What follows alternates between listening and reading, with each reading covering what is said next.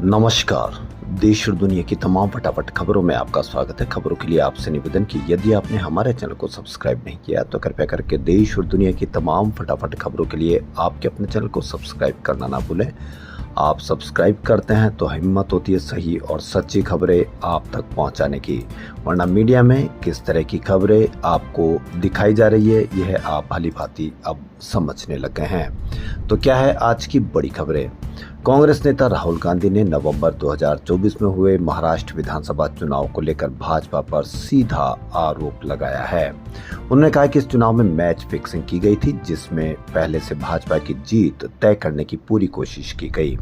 राहुल गांधी ने आज अखबार द इंडियन एक्सप्रेस में लिखे एक लेख में कहा कि भाजपा और उसके सहयोगियों ने चुनाव जीतने के लिए 5 स्टेप की प्लानिंग की थी। उन्होंने यह भी कहा कि महाराष्ट्र की तरह ही मैच फिक्सिंग अगली बार बिहार में होगी, फिर किसी भी राज्य में जहां भाजपा हारती दिख रही हो। यह समझना मुश्किल नहीं है कि महाराष्ट्र में भाजपा इतनी बौखलाहट में क्यों थी, लेकिन हेराफेरी करना मैच फिक्सिंग जैसा है। जो टीम धोखा देती है वो भले ही जीत जाए, लेकिन इससे संस्थाएं कमजोर होती है। जनता का चुनाव पर भरोसा खत्म हो जाता है। हर जिम्मेदार भारतीयों को इन सबूतों को देखना चाहिए और सवाल पूछने चाहिए। चुनाव में मैच फिक्सिंग किसी भी लोकतंत्र के लिए जहर है। मैं किसी छोटे मोटे चुनाव गड़बड़ी की बात नहीं कर रहा, बल्कि ऐसी धांधलेबाजी की बात कर रहा हूं जो बड़े स्तर पर की गई और जिसमें देश की अहम संस्थाओं को कब्जे में लेने की कोशिश की गई। चुनाव आयुक्त नियुक्ति कानून के जरिए चुनाव आयुक्तों की नियुक्ति करने वाली कमेटी में सीजीआई की जगह एक केंद्रीय मंत्री को बैठाया गया। इससे निष्पक्षता खत्म हो गई और पूरा कंट्रोल सरकार के हाथों में चला गया। मुख्य न्यायाधीश को हटाकर कैबिनेट मंत्री को लाना ठीक नहीं लगता। सोचिए, कोई किसी निष्पक्ष व्यक्ति को हटाकर अपने आदमी को क्यों लाना चाहेगा? इसका जवाब अपने आप मिल जाता है।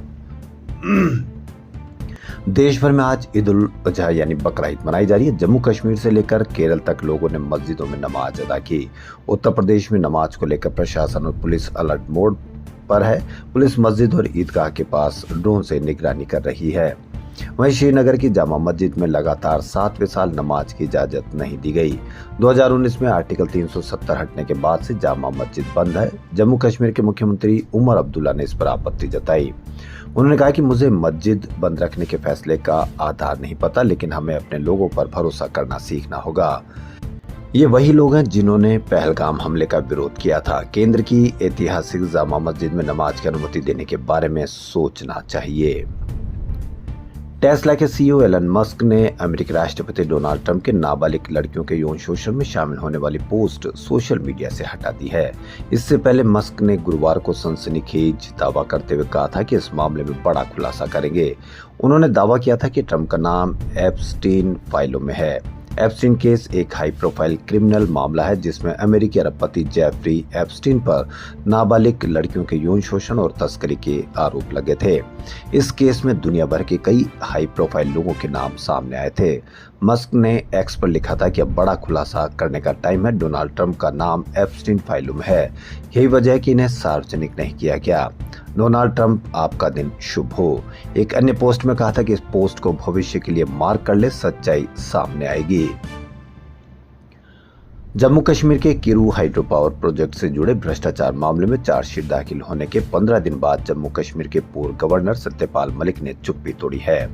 एक्स पर पोस्ट करके उन्होंने लिखा कि लगभग 1 महीने से मैं अस्पताल में हूँ, किडनी की समस्या से जूझ रहा हूँ। अगर आज मेरे पास दौलत होती तो मैं प्राइवेट हॉस्पिटल में इलाज करवाता। जिस मामले में मुझे फंसाना चाहते हैं उस टेंडर को मैंने खुद निरस्त किया था। मैंने खुद प्रधानमंत्री को बताया था इस मामले में करप्शन है और उन्हें बताने के बाद मैंने खुद इस टेंडर को कैंसिल किया। मेरा तबादला होने के बाद किसी अन्य के हस्ताक्षर से ये टेंडर हुआ। सीबीआई ने 22 मई को सत्यपाल मलिक समेत 5 लोगों के खिलाफ जम्मू कश्मीर के किरू हाइड्रो पावर प्रोजेक्ट से जुड़े भ्रष्टाचार मामले में चार्जशीट दाखिल की थी। इसमें करीब 2200 करोड़ रुपए के सिविल वर्क्स कॉन्ट्रैक्ट में गड़बड़ी का आरोप है। सीबीआई ने इस मामले को लेकर 22 फरवरी 2024 को सत्यपाल मलिक के ठिकानों पर छापा मारा था। साथ ही दिल्ली में 29 अन्य ठिकानों पर भी रेड की थी। कर्नाटक स्टेट क्रिकेट एसोसिएशन के सचिव ए शंकर और कोषाध्यक्ष एस जयराम ने इस्तीफा दे दिया। दोनों ने रॉयल चैलेंजर्स बेंगलुरु के विक्ट्री सेलिब्रेशन के दौरान मची भगदड़ की नैतिक जिम्मेदारी ली है।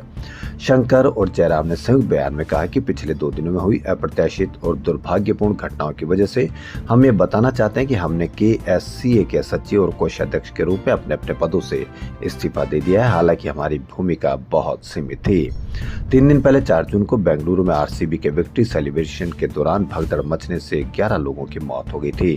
कर्नाटक सरकार ने KSCA, RCB और DNA एंटरटेनमेंट नेटवर्क के खिलाफ FIR दर्ज करने के बाद गुरुवार को अधिकारियों की गिरफ्तारी के आदेश दिए थे। कर्नाटक स्टेट क्रिकेट एसोसिएशन के अध्यक्ष रघुराम भट्ट, सचिव ए शंकर और कोषाध्यक्ष ES जयराम ने भगदड़ मामले में अपने खिलाफ FIR रद्द करने की मांग की थी। इस पर कर्नाटक हाईकोर्ट ने KSCA के अफसरों को 16 जून को अगली सुनवाई तक गिरफ्तारी से राहत दे दी थी।